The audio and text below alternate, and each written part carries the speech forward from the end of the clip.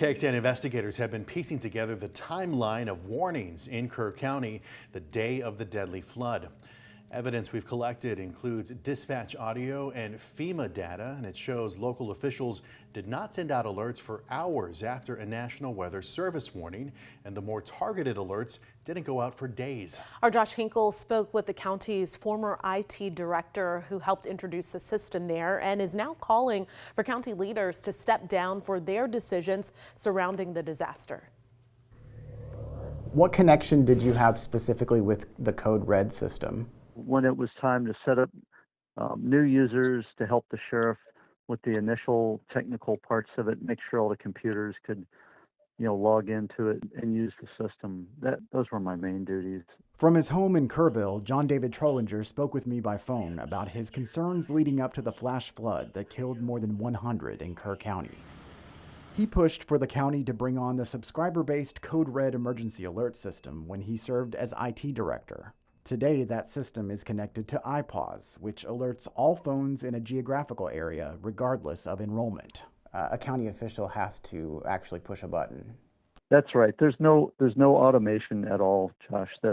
We've got an emergency manager, and he's responsible for this, to be on the lookout, to be ready, and to be able to warn people and prepare them for this kind of exact scenario. That emergency management coordinator is WB or Dub Thomas, who's served in that role since 2015. By email, Thomas told us he would not be responding to our questions or future messages, instead directing us to a joint public information email for answers, which 2 weeks after the flood still haven't come, even about the timing and possible delays in these potentially life-saving alerts. It's his responsibility, the emergency manager, to get the messages from the state and from the Weather Service and prepare everyone, like the county judge and the dispatchers, to let them know that there's some event coming to watch out for. Knowing that the National Weather Service had a watch out the day before and issued their first flash flood warning that morning at 1:14,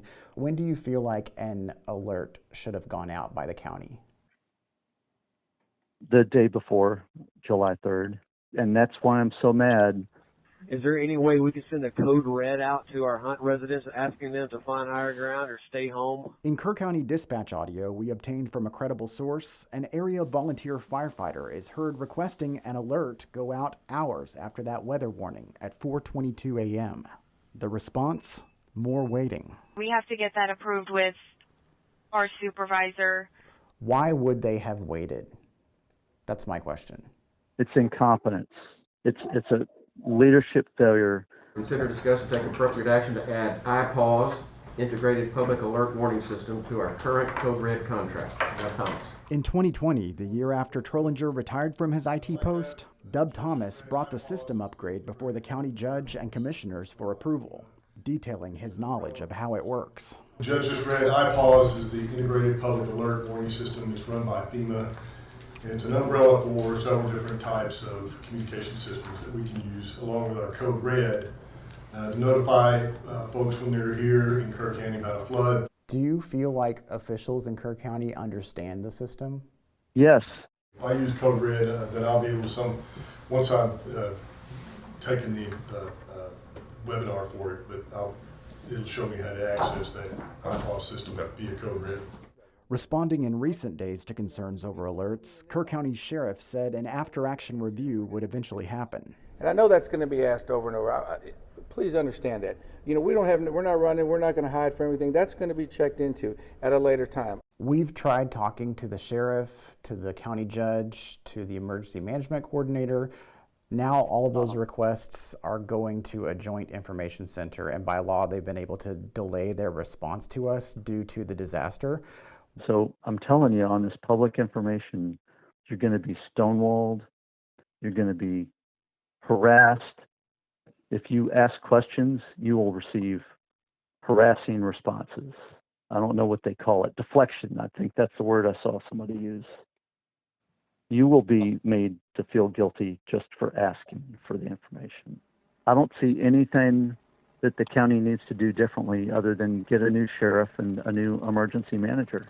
I don't think there's any solution other than to replace the people that failed us.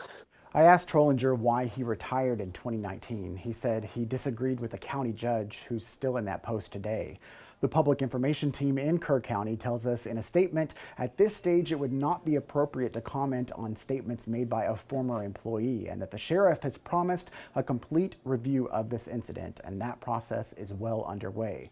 Again, the judge, the sheriff, and the emergency management coordinator have not specifically answered our questions, but we have requested record of their communication in those crucial hours and will update you as we get details back. Josh Hinkle, KXAN Investigates.